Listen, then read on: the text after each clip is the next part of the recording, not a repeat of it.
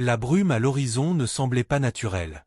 Luc Harding plissa les yeux pour lutter contre la chaleur ondulante, essayant de distinguer la forme qui avançait régulièrement vers lui le long de la route déserte de Silver Basin. Au début, il pensa qu'il s'agissait peut-être d'un troupeau de bétail ou d'un convoi de marchandises soulevant la poussière, mais le mouvement n'était pas le même, trop fluide, trop vivant. Puis la lumière du soleil changea, et son cœur fit un bond dans sa poitrine. C'étaient des chevaux. Pas une douzaine, ni même une cinquantaine, mais des centaines, leurs crinières flottant comme du feu sous le soleil de l'après-midi. Et menant la charge, la tête haute et reconnaissable même à cette distance, se trouvait une jument baille qu'il connaissait point 3 semaines plus tôt. Cette même jument gisait sur cette route, brisée et ensanglantée, la mort planant au-dessus d'elle. Luc marchait depuis 2 jours sans interruption à travers les plaines brûlantes, l'estomac noué, lorsqu'il l'aperçut pour la première fois, effondré près du fossé. La jument était lourde de son poulain, les flancs haletants, le pelage recouvert de poussière et de sueur. Une profonde entaille irrégulière lui barrait le flanc, d'où coulait encore du sang. Ses yeux, écarquillés, sauvages et terrifiés, croisèrent les siens pendant un instant avant qu'elle ne laisse retomber sa tête dans la poussière. Et la plupart des voyageurs seraient passés sans s'arrêter. Un cheval mourant ne signifiait rien d'autre que des ennuis, et Luc en avait déjà plus que sa part. Mais quelque chose en lui l'empêchait de continuer. Peut-être était-ce la façon dont elle luttait pour respirer, ou la façon dont son corps tremblant s'accrochait à la vie malgré les circonstances. Il s'agenouilla à côté d'elle, les mains tremblantes d'épuisement et de soif. Doucement, ma fille, murmura-t-il d'une voix rauque à cause du manque d'eau. La jument sursauta en entendant sa voix, mais ne tenta pas de se relever. Autour d'eux s'étendait une prairie infinie, sans maison, sans grange, sans trace de fumée. La ville la plus proche, Dry Creek, se trouvait à une journée de marche au sud, et Luc n'avait ni argent, ni outils, ni médicaments. Et la respiration de la jument s'accéléra, devenue laborieuse et superficielle.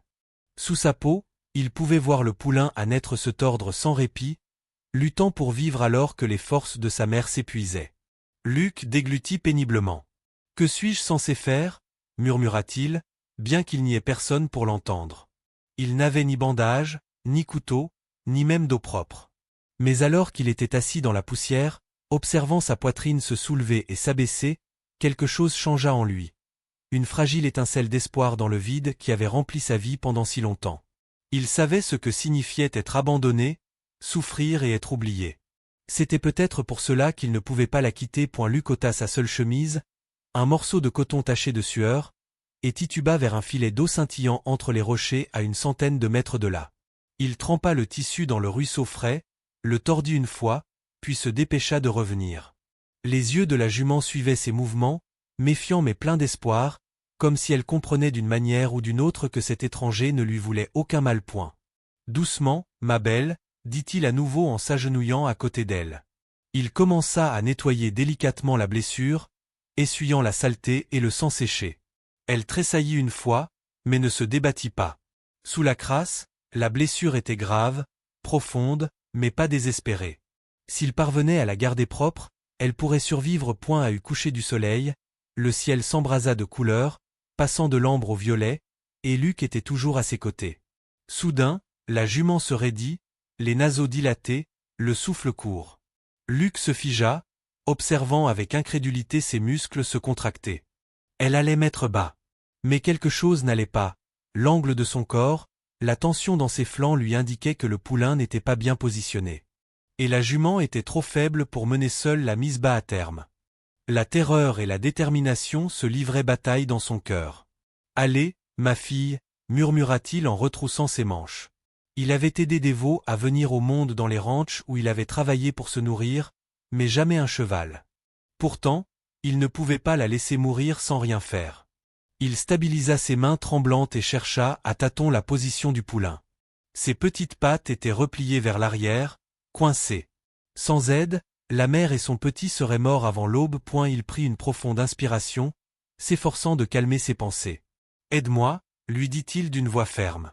Elle renifla faiblement, comme pour lui répondre. Prudemment, lentement, Luc plongea la main à l'intérieur, essayant de remettre les pattes du poulain en place. La jument gémit, son corps tremblant de douleur, mais elle ne se débattit pas. Le temps s'estompa, la sueur coulait dans ses yeux, ses bras lui faisaient mal, la nuit tombait. Puis, enfin, il sentit les pattes bouger point. C'est ça, souffla-t-il. Maintenant, pousse. La jument obéit, ses forces revenant par vagues. En quelques minutes, une forme sombre et humide glissa sur le sol. Luc dégagera son nez et sa bouche, et la petite créature prit sa première bouffée d'air.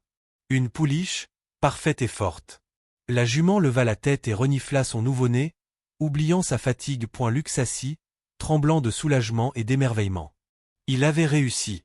Elles étaient toutes les deux en vie. Mais le calme ne dura pas. Au loin, il entendit le rythme caractéristique de sabots au galop. Plusieurs chevaux. Repeats. Sun Solagement SE Transforma N pair. La nuit, les cavaliers étaient rarement synonymes de bonnes nouvelles. Et elle attrapa sa chemise humide et se rapprocha de la jument et de son poulain, se plaçant instinctivement entre eux et le bruit. Le bruit des sabots se fit plus fort jusqu'à ce que 3 cavaliers apparaissent, leurs silhouettes se découpant nettement dans le clair de lune. Tous portaient des fusils. Eh bien, regardez ça, dit le chef en descendant de sa selle. Il était grand, corpulent, avec une barbe comme de la limaille de fer et des yeux qui pouvaient glacer un homme sur place. On dirait que quelqu'un a volé des chevaux. Le cœur de Luc battait à tout rompre. Elle n'a pas été volée, dit-il rapidement. Je l'ai trouvée blessée et je l'ai aidée à mettre bas. L'un des hommes éclata d'un rire sec. Bien sûr.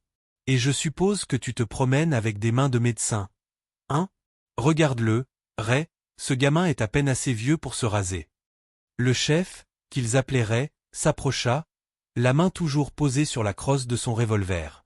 Cette jument est de bonne race, dit-il lentement. Elle vaut plus que tout ce que tu ne verras jamais, gamin. Elle était mourante quand je l'ai trouvée, dit Luc, forçant les mots à sortir de sa gorge sèche. Regardez la blessure, elle est encore en train de cicatriser. Mais Ray ne l'écoutait pas. Son regard passa outre Luc pour se poser sur le sol sombre au-delà. Attends, marmonna-t-il en s'accroupissant. Là, à la lumière de la lune, il y avait des empreintes de sabots, des dizaines, qui s'enfonçaient dans la nuit. Il passa une main gantée sur l'une d'elles. Elles sont fraîches.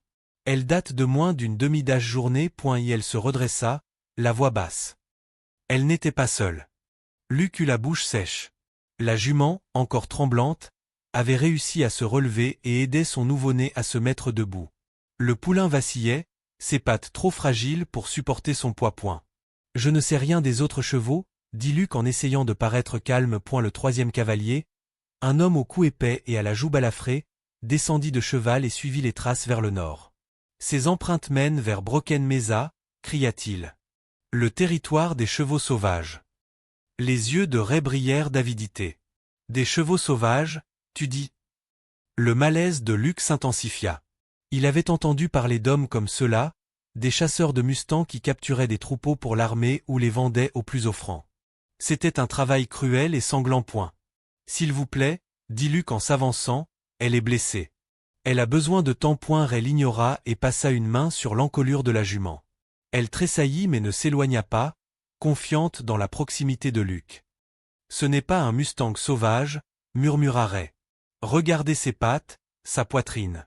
C'est une jument de reproduction. Elle a de la valeur. Le plus jeune cavalier, à peine plus qu'un enfant, se dandinait nerveusement. Ray, nous sommes venus ici pour traquer des voleurs de bétail, pas pour chasser des troupeaux sauvages. Tais-toi, Denny, rétorqua Ray. Tu te rends compte de ce que nous avons sous les pieds?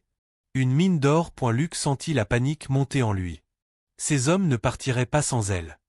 Si tu la déplaces maintenant, les avertit-il, tu les tueras tous les deux.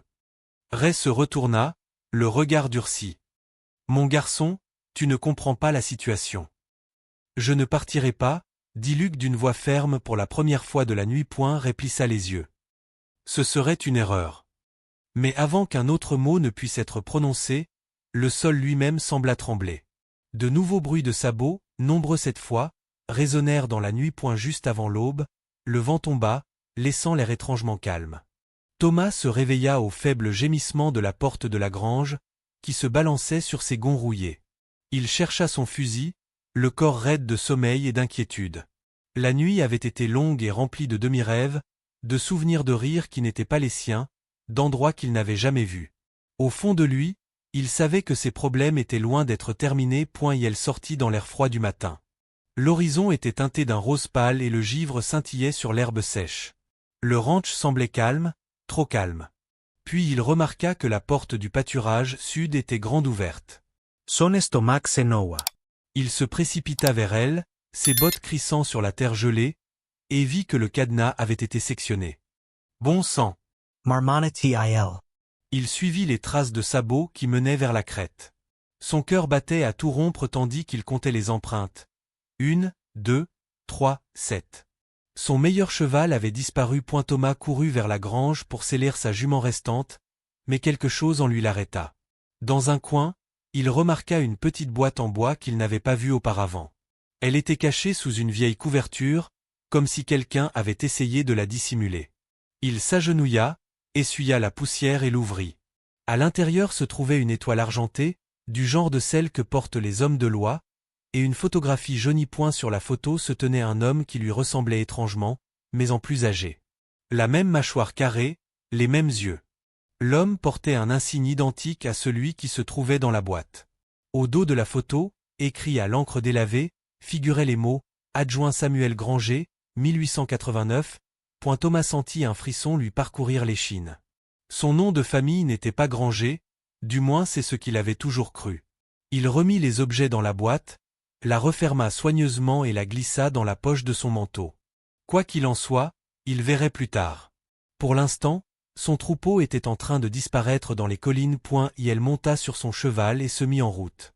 Le soleil matinal s'élevait dans le ciel, projetant de longues ombres sur la terre.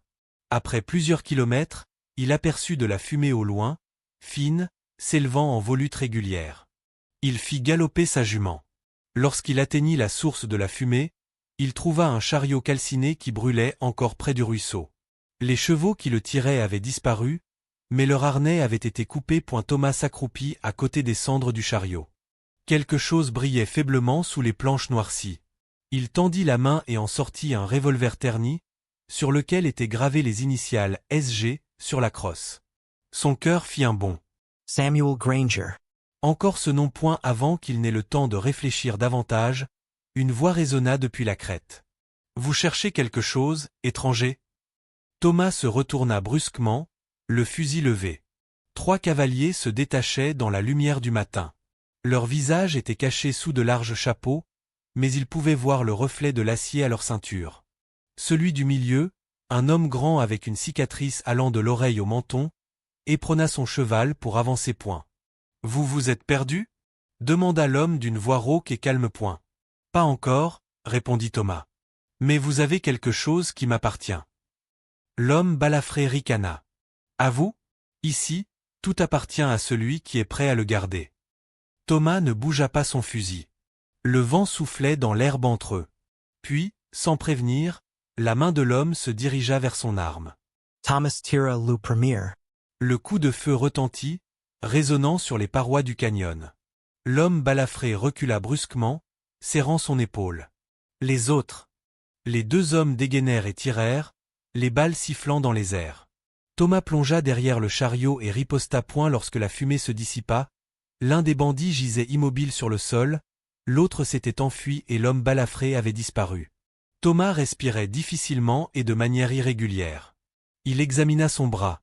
Il était écorché, mais la blessure n'était pas profonde. Il savait que rester sur place serait suicidaire. D'autres allaient arriver. Il prit le cheval du hors-la-loi et galopa vers le canyon, guidant l'animal à travers le chemin étroit entre les parois rocheuses rouges. Plus il s'éloignait, plus le canyon devenait sombre. À un moment donné, il crut entendre quelqu'un murmurer son nom. Thomas. Doucement et de loin. Il s'arrêta pour écouter. Il n'entendait rien d'autre que le ruissellement régulier de l'eau sur les rochers. Il secoua la tête. Reprends-toi, marmonna-t-il. Mais lorsqu'il regarda devant lui, il vit quelque chose d'impossible. Là, gravé dans la paroi du canyon, se trouvait le contour flou d'une étoile, presque identique à l'insigne qu'il avait dans sa poche. En dessous, des mots étaient gravés dans la pierre. La justice ne dort jamais. Il toucha les lettres du bout des doigts.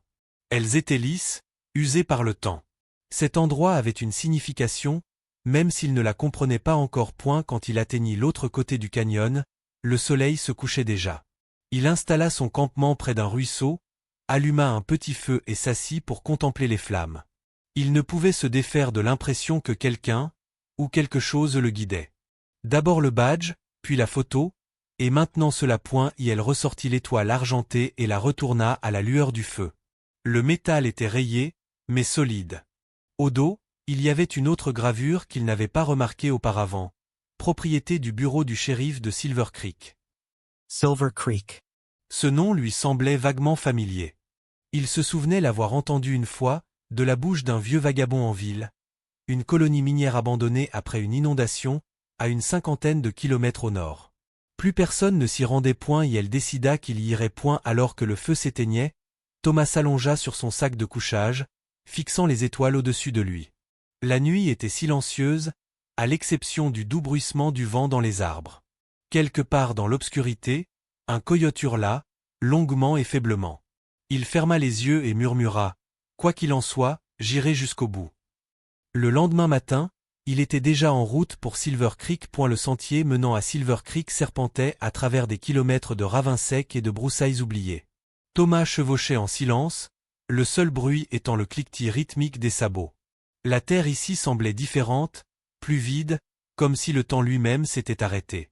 Plus il avançait, plus l'air se refroidissait, et une brume grise commença à envahir le nord, engloutissant l'horizon. À midi, il atteignit ce qui devait autrefois être une route.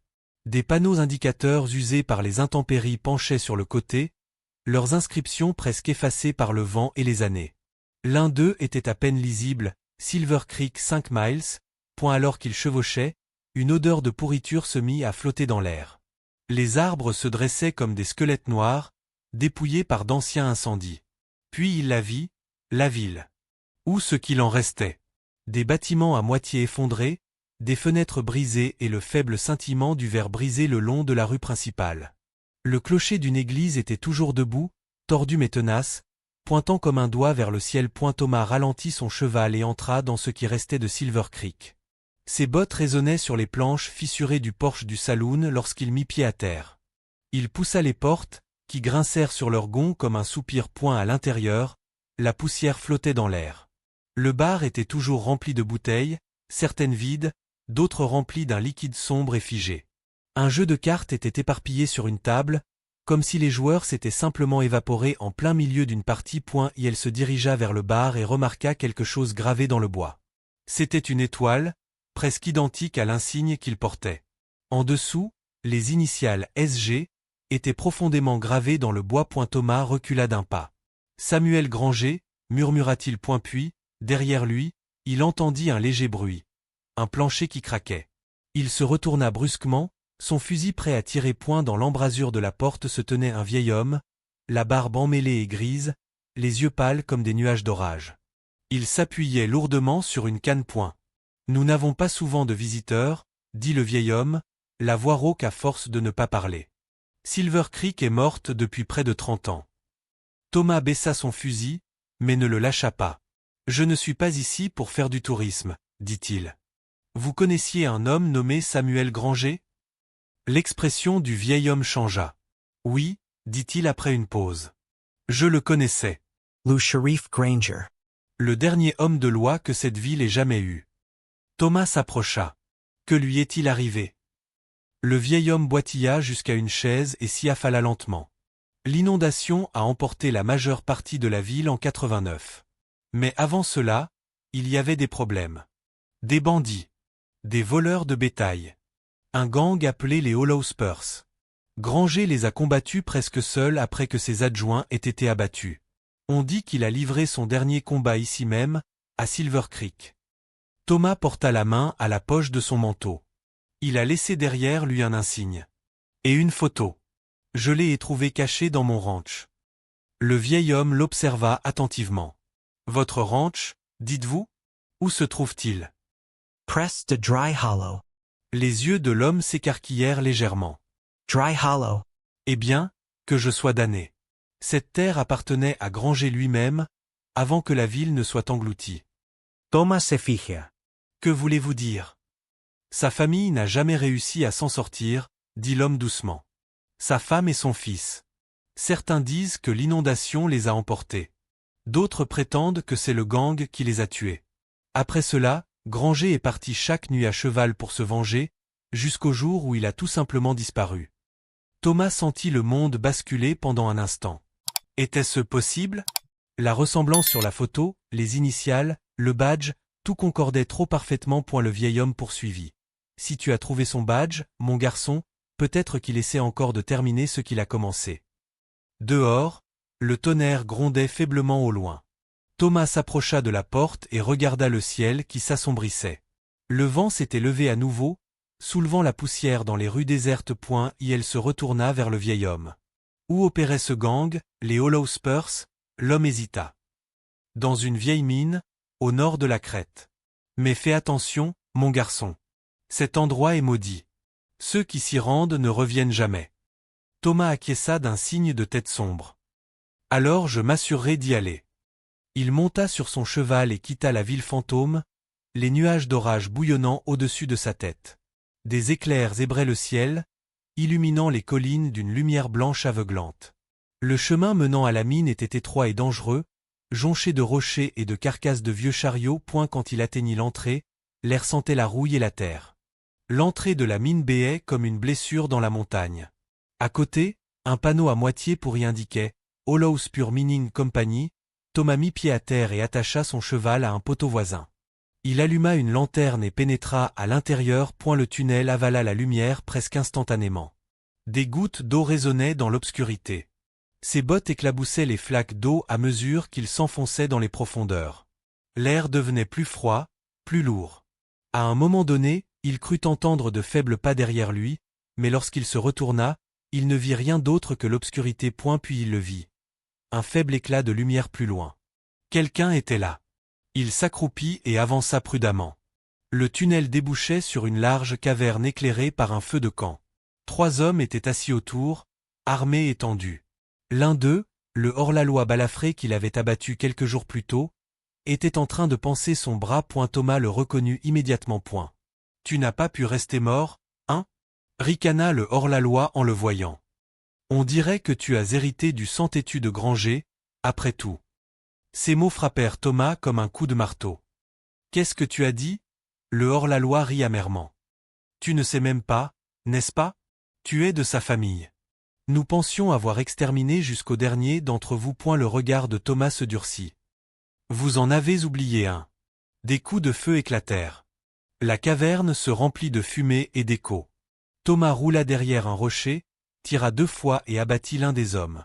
Le hors-la-loi balafré se précipita en avant, brandissant son fusil comme une massue, mais Thomas le toucha à la poitrine d'une balle qui l'envoya s'écrouler dans le feu. Lorsque le dernier homme se tut, Thomas se leva, haletant, l'odeur de la poudre à canon imprégnant l'air. Il s'enfonça dans la caverne, où un petit coffre en bois était posé sur une corniche.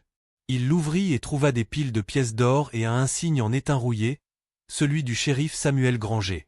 Sous celui-ci se trouvait une lettre tachée par l'eau, écrite d'une main tremblante. Elle la leva à la lumière de la lanterne et commença à lire. Si vous lisez ceci, c'est que mon sang coule encore quelque part sur cette terre. Les hommes qui ont enlevé ma famille m'ont aussi pris ma paix. Je laisse cet or derrière moi, non pas comme une fortune, mais comme un fardeau. Utilisez-le pour reconstruire ce qui a été perdu. Ne laissez pas Silver Creek mourir avec moi. Thomas plia soigneusement la lettre et la glissa dans son manteau. Quand il sortit, l'orage avait cessé. La pluie tombait à torrents sur les collines, lavant la poussière des pierres. Il resta là, trempé et silencieux, regardant les éclairs déchirer le ciel. Elle comprit enfin. Le passé l'appelait chez lui, non pas pour se venger, mais pour tourner la page. Elle monta sur son cheval et repartit vers la vallée, où les premières lueurs de l'aube brillaient à travers la pluie. Elle allait reconstruire. Pour Samuel Granger. Pour Silver Creek. Pour le sang qui les liait tous les deux. Et la pluie s'était calmée lorsque Thomas atteignit la plaine. Le ciel de l'aube s'étendait au-dessus de lui, strié d'argent et de rose. L'orage avait lavé la terre, laissant dans l'air une odeur de terre humide et de pin. Son cheval trottait lentement, épuisé, mais régulier. Chaque coup de sabot semblait clore un long et douloureux chapitre. Quand il revint au ranch, l'endroit lui sembla plus petit, plus calme, presque modeste. Les clôtures étaient toujours penchées, le toit de la grange toujours affaissé, mais c'était chez lui. Il mit pied à terre, caressa le cou de la jument et regarda les champs où la brume flottait comme de la fumée. Elle sortit la lettre et le vieil insigne de shérif de sa sacoche. Il se dirigea vers le porche et les posa sur la balustrade. L'étoile argentée brillait faiblement dans la lumière du matin. Elle resta longtemps là, en silence, écoutant le léger grincement du moulin à vent et le cri d'un faucon au-dessus de sa tête. Puis il murmura, « Tu peux te reposer maintenant, shérif. » Au cours des semaines suivantes, Thomas se consacra entièrement à la reconstruction. Il répara les clôtures, défricha les pâturages et creusa de nouveaux abreuvoirs. Il répara ce qui avait été cassé, planche par planche, poteau par poteau. Chaque clou qu'il enfonçait lui donnait l'impression de s'ancrer plus profondément dans la terre qu'il avait choisie. Parfois, la nuit, il allumait une lanterne et relisait la lettre. L'écriture lui était devenue familière, presque paternelle. Il commença à avoir l'impression que Samuel Granger n'était pas parti, mais qu'il observait depuis les collines, attendant de voir si Thomas serait à la hauteur de son nom. Et la nouvelle se répandit dans les villes voisines. On disait qu'un homme était revenu dans l'ancienne propriété des Granger, qu'il avait chassé un gang et récupéré une terre maudite. Des vagabonds, des hors-la-loi et des voyageurs fatigués s'arrêtaient, attirés par la curiosité, ou peut-être par quelque chose de plus profond. Thomas ne les renvoya pas. Il engagea 2 frères de Dry Hollow pour l'aider à réparer le corral. Une veuve nommée Mae vint avec son fils, échangeant de la nourriture contre un toit. Peu à peu, le ranch recommença à respirer. Les rires revinrent sous le porche. Les chevaux paissaient dans la prairie. Un soir, alors que le soleil descendait et peignait tout d'or, Mae s'approcha de lui. « Avez-vous déjà pensé à quitter cet endroit ?» demanda Dash. Elle sourit faiblement. « Avant, oui. Plus maintenant. Je pense qu'il a enfin cessé de fuir ses fantômes. » Elle acquiesça. Peut-être. Ou peut-être avait-il juste besoin de quelqu'un qui les écoute. Thomas regarda vers l'horizon, où les collines s'évanouissaient dans la brume. Quelque part au-delà de ces crêtes se trouvait Silver Creek, ses ruines nettoyées par la pluie, son histoire enfouie dans le silence. Mais il savait qu'il n'était pas vraiment mort. La terre se souvenait. Plus tard dans la nuit, incapable de dormir, il sella son cheval et se dirigea vers la crête. La lune était pleine et brillante, baignant les plaines d'une lumière argentée. Lorsqu'il atteignit le point culminant, il s'arrêta et contempla son ranch. De là, il ressemblait à une petite île de lumière dans la vaste mer sombre de la prairie. Elle sortit une dernière fois le badge de shérif de sa poche.